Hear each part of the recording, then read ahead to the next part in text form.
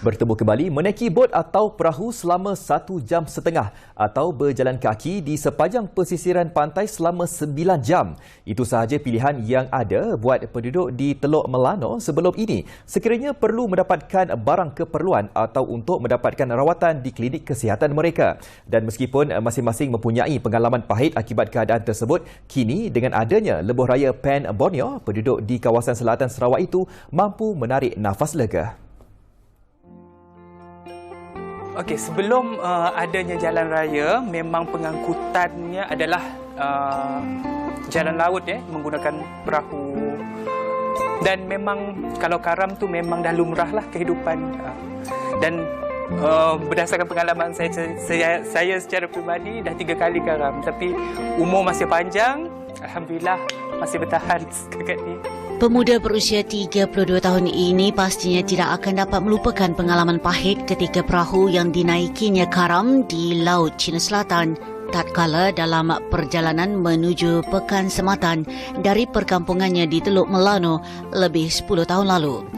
Namun, keadaannya berubah sejak lebih 2 tahun lepas apabila projek jalan raya menghubungkan Teluk Melano dan Sematan yang merupakan sebahagian dari jajaran lebuh raya Pan Borneo siap dibina bagi mengakhiri igawan ngeri merentasi laut yang dihadapinya sebelum itu. Projek Jalan Raya Teluk Melano Sematan diilhamkan oleh Ketua Menteri Kelima Sarawak, Allahyarham Tan Sri Adnan Satim, yang mahukan Teluk Melano, penempatan paling hujung di barat daya Sarawak, dihubungkan dengan projek lebuh raya Pan Borneo. Laluannya sepanjang 32.77 km itu mula dibina pada 15 September 2015 dengan kos RM580 juta dan siap sepenuhnya pada 4 Januari 2018 dirasmikan oleh Ketua Menteri Sarawak ke-6 Datuk Patinggi Abang Johari Tun Openg pada 26 Januari 2019. Pada tahun 2019, ketika pembukaan 0.0 km di Teluk Melano, iaitu permulaan negeri Sarawak, di situ kita melihat permintaan yang begitu tinggi untuk orang yang datang untuk tinggal dan bermalam di sana. Jadi pada ketika itu memang tak ada satu pun homestay yang menyediakan inap desa lah. Jadi setelah itu wujudnya kesedaran dan atas permintaan tersebut, dan sampai sekarang ada lebih kurang 18 buah homestay yang ada di Teluk Melano. Hafiz juga tidak ketinggalan untuk mengusahakan sebuah inap desa Lentera Homestay kerana ianya mampu menjana pendapatan penduduk setempat yang sebelum ini majoritinya mengusahakan tanaman lada hitam untuk pasaran tempatan. Biarpun sedikit terkesan akibat pandemik COVID-19 yang melanda sejak tahun lepas, beliau berkata permintaan terhadap homestay-nya kini sangat luar biasa setelah rentas daerah dan negeri serta industri pelancongan dibenarkan. Bagi pengurus homestay Teluk Melano, Faiza Muhammad pula berkata sebelum ini perniagaan inap desa sudah bermula di Teluk Melano sejak 1996, tetapi dengan kaedah keluarga angkat dan kebanyakan mereka yang datang hanyalah terdiri daripada pelancong asing. Kalau sebelum ni kita orang hanya menerima tempahan daripada foreigner, daripada orang luar, bukan dari lokal lah, sebab kalau lokal mereka susah untuk pergi ke Teluk Melano. Tapi kalau foreigner ni dia orang dibawa oleh ejen-ejen pelancongan. Apabila wujudnya akses untuk yang lebih mudah ke Teluk Melano, maka permintaan terhadap inap desa semakin meningkat.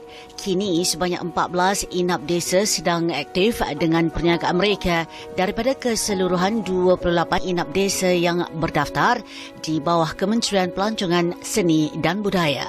Lebih menarik, dengan akses yang memudahkan orang luar datang ke kawasan Melano, ia juga mampu meningkatkan pendapatan penduduk yang mengusahakan perniagaan selain daripada inap desa.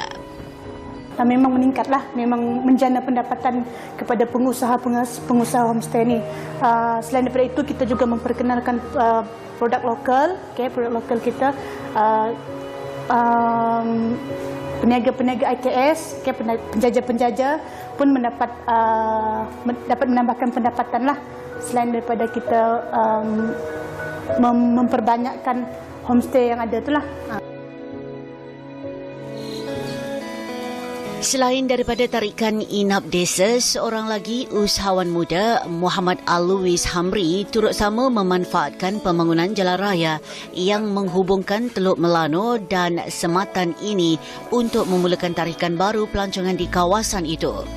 Muhammad Al-Luis telah memulakan projek rumah terbalik Nir Anur Upside Down 3R House yang diperbuat daripada puluhan ribu botol minuman terpakai yang dikumpul sejak tahun 2015. Bertemakan raikan dan abadikan cinta, rumah tersebut turut dihiasi dengan pelbagai koleksi barang-barang lama berkonsepkan 80-an dan 90-an serta mempunyai sejarah tersendiri dan mula dibuka kepada umum awal tahun lepas. Saya tak nafikan setelah selesainya projek Pen Borneo di antara Sematan ke Teluk Melano dan di atas Sematan dan ke Kuching, memang menjana ekonomi kepada penduduk setempat, terutamanya dalam homestay, tempat penginapan, di mana setiap hujung minggu dan cuti-cuti umum, cuti-cuti sekolah memang agak sesaklah di kawasan Lundu dan Sematan. Ini adalah satu inisiatif kerajaan dalam meningkatkan ekonomi kepada rakyat tempatan. Selain menjadi tarikan orang ramai berkunjung ke Sematan, beliau berkata inisiatifnya itu bertujuan untuk memberi kesedaran kepada pengunjung untuk menjaga alam sekitar dan mengitar semula bahan buangan untuk kebaikan bersama.